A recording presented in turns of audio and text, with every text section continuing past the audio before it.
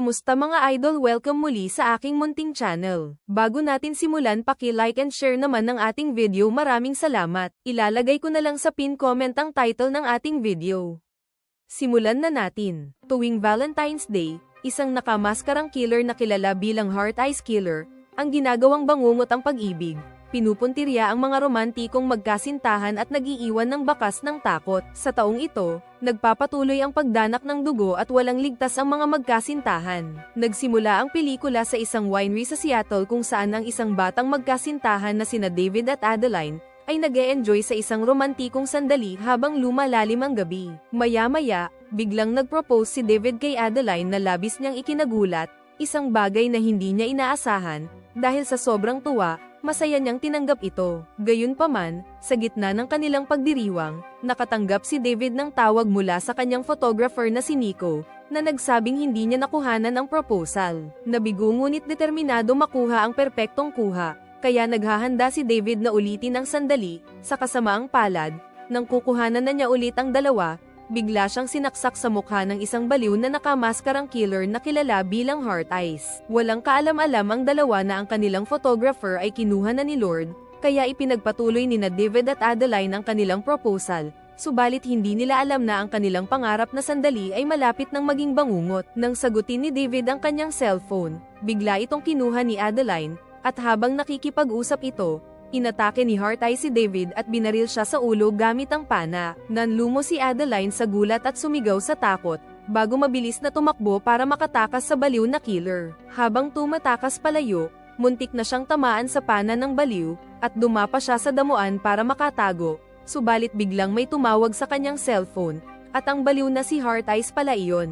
Sa sobrang takot, napasigaw siya ng malakas, hindi niya namalayang ibinunyag niya ang kanyang kinaroroonan. Sinamantala ito ng baliw at binaril ang kanyang paa gamit ang pana. Sugatan siya habang tumatakbo dahilan upang mapabagal nito ang kanyang pagtakas. Napadpad si Adeline sa loob ng pasilidad at sinubukan humingi ng tulong sa isang gwardya, subalit madali lang itong tinapos ng baliw, kaya patuloy na tumakbo ang kawawang babae sa pag-asang makakahanap ng ligtas na lugar, subalit naubos ang kanyang swerte. Ang kanyang pagtatangkang pagtago ang naging dahilan ng kanyang tuluyan pagkawala sa mundo, nang matagpuan siya ng baliw at ikinulong sa isang napakalaking grape press machine, na tuluyang dumurog sa kanya na parang lata. Makalipas ang ilang linggo, mabilis na kumalat ang balita tungkol sa malagim na pagpatay ni Heart Eyes. Nagbabala ang mga awtoridad sa mga mamamayan na manatiling mapagmatsyag. Dati nang tinerrorize ng killer ang mga lungsod tulad ng Boston, pinupuntirya ang mga magkasintahang nagdiriwang ng Valentine's Day. Samantala, sa isang coffee shop,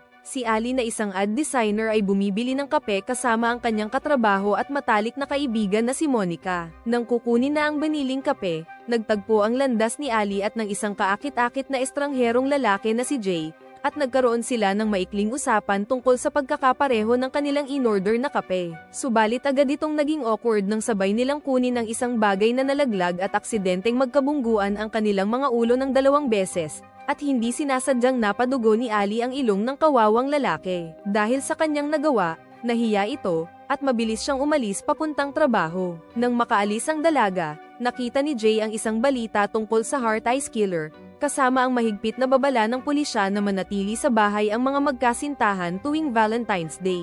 Nang maglaon, sa trabaho ni Ali, pinagalitan siya ng kanyang boss na si Crystal, tungkol sa kanyang pitch para sa isang kontrobersyal na perfume ad, na tampok ang mga kilalang trahedyang magkasintahan na sina Romeo and Juliet. Dahil sa kasalukuyang karahasan na may kinalaman kay Heart Eyes, itinuring na insensitive at napakasamang timing ang ad. Upang ayusin ang PR disaster, ipinakilala ni Crystal si Jay, na lumalabas na bagong empleyado ng kumpanya para tumulong linisin ang kalat. Nang maglaon, dumating sina Detective Tommy at Janine sa lugar kung saan tinapos ng baliw sina David at Adeline upang mag-imbestiga. Habang sinusuri ang crime scene, natuklasan nila ang isang wedding ring sa loob ng grape press machine kung saan pinatay si Adeline. Nagsimulang maghinala si Janine na hindi basta random ang mga pagpatay, at tila may baluktot at ritualistic na paraan si Heart Eyes sa pagpatay ng kanyang mga biktima. Pagbalik sa opisina, kinumpronta ni Ali si Crystal dahil sa pagpapahiya sa kanya sa harap ng buong team. Pagkatapos, nanood siya sa channel ni Kwento Pelikula at nag-like upang mapakalma ang sarili, Subalit naputol ito nang lapitan siya ni Jay at inimbitahan siyang mag-dinner para lamang sa trabaho. Sa una ay nag-alinlangan ang dalaga, subalit kinalaunan ay pumayag din siya. Nang maglaon, isinama siya ni Monica sa pamimili ng bagong outfit, at habang kumakain sila, napag-usapan nila ang ugali ni Ali na inistalk niya ang kanyang ex-boyfriend sa online. Para kay Monica medyo kakaiba ito, subalit iginiit ng dalaga na nagugulat lang siya kung gaano kabilis naka-move on ang kanyang ex, at ikinwento rin niya ang nalalapit niyang dinner kasama si Jay, na ikinatuwa ni Monica at lalo pang nagtulak kay Ali na magbago ng itsura para sa kanilang date. Kinagabihan, dumating si Ali sa isang mamahalin na karinderya para makipagkita kay Jay. Pagpasok niya, sinuri siya ng security kung may dala itong armas, patunay na nag-iingat ang lahat kung sakaling umatake ang baliw na killer. Hindi nagtagal, dumating si Jay, habang nag-uusap sila, ibinahagi niya ang kanyang paniniwala sa pag-ibig at ang pag-asa niyang matagpuan ang tamang tao. Subalit si Ali ay puno ng pait at pagiging mapagduda, dala ng sakit mula sa kanyang nakaraan, matapos niyang makita ang kanyang ex sa social media kasama ang bagong kasintahan nito ay lalo lamang nagpalala sa kanyang nararamdaman. Naging awkward ang kanilang usapan at nauwi sa tensyon na sumira sa kanilang gabi, dahil sa inis, nagpa siya si Jay na umalis. Napagtanto ni Ali na maaaring sumobra siya, kaya hinabol niya si Jay para humingi ng tawad. Sa bugso ng damdamin, bigla niya itong hinalikan, at sakto naman na nakita siya ng kanyang ex na si Colin, kasama ang bagong girlfriend nitong si Shena. Bago pa makapasok sa karinderya sina Colin at Shena, nagkunwari naman si Ali na may relasyon sila ni Jay. Habang nag-uusap silang apat, nabanggit ni Colin at Shena na dapat sana ay makikipag-double date sila kina David at Adeline, subalit walang kaalam-alam ang dalawa na kinuha na ni Lord ang magkasintahan. Samantala, mula sa malayo, tahimik silang minamasdan ni Heart-Eye, sinusundan ang bawat galaw nila. Matapos noon, sabay na umuwi ang dalawa sakay ng iisang sasakyan. Pagdating nila sa apartment ng dalaga, napansin niyang nawawala ang kanyang mga susi. Sinubukan tumulong ng driver at hinikayat si Jay na yayain ang dalaga, na tila nagbigay sa kanya ng lakas ng loob.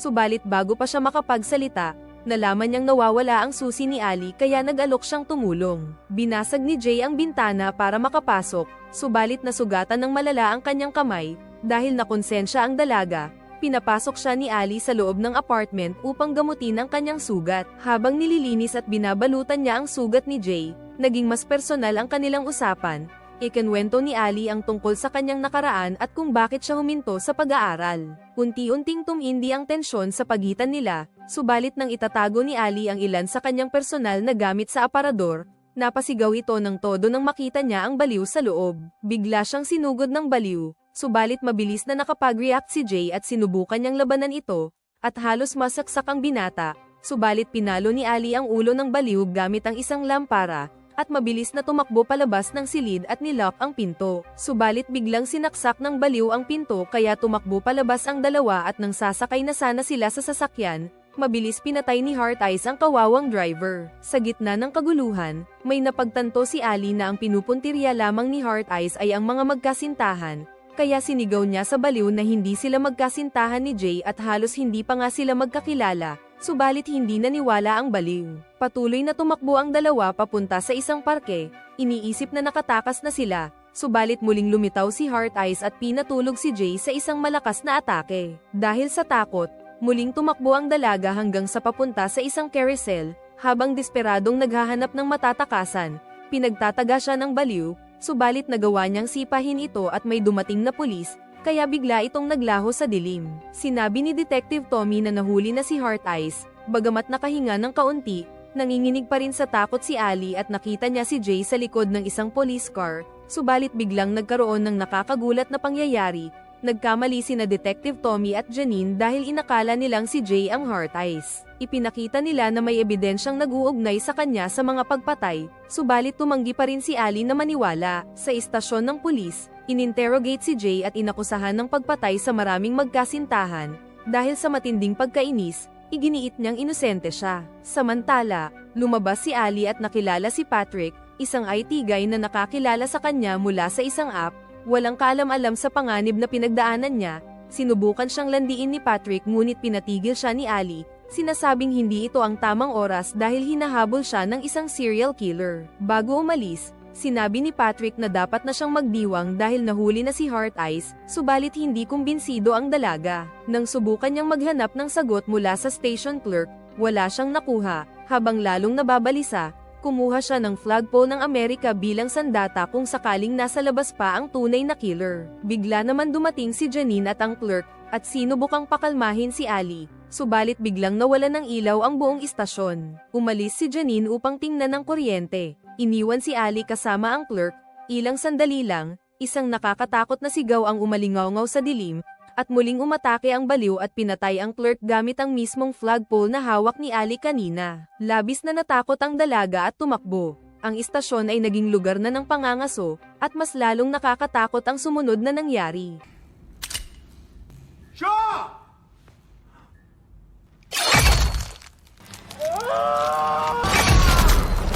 Matapos noon, nagtungo ang baliw kay Jay na nakagapos pa rin sa interrogation room. Nang tatapusin na ng baliw si Jay, biglang binaril ni Ali ang salamin at pinagbabaril niya ang baliw kaya napilitan itong tumakbo palabas ng silid, at agad pinakawalan si Jay. Mabilis na tumakbo ang dalawa palabas, at may paparating na sasakyan na muntik nang makasagasa kay Ali. Subalit tinulak siya ni Jay at nailigtas. Nang palabas na ang baliw, muling tumakbo ang dalawa at napunta sila sa isang parke na puno ng mga masasayang magkasintahan na perpektong lugar ng pangangaso. Bago pa sila makapagbigay ng babala sa lahat, pinatay ng baliw ang isang binata, na nagdulot ng kaguluhan habang nagsisigawan at nagtatakbuhan ang mga tao. Sa desperasyon, nagtago sina Ali at Jay sa isang van sa parke, subalit may nauna ng magkasintahan doon na naging abala sa kanilang ginagawang milagro. Akala ng dalawang mahilig na gusto lang din gumawa ng milagro sina Jay at Ali, hindi nila alam ang totoong panganib. Dahil sa ingay nila, naakit nila ang baliw at agad silang pinatay gamit ang tire iron na itinulak sa kanilang mga bibig. Napagtanto ni na Ali at Jay na hindi sila maaaring tumakbo habang buhay, kaya nagpasya silang lumaban. Kinuha nila ang tire iron bilang sandata at hinarap si Heart Eyes.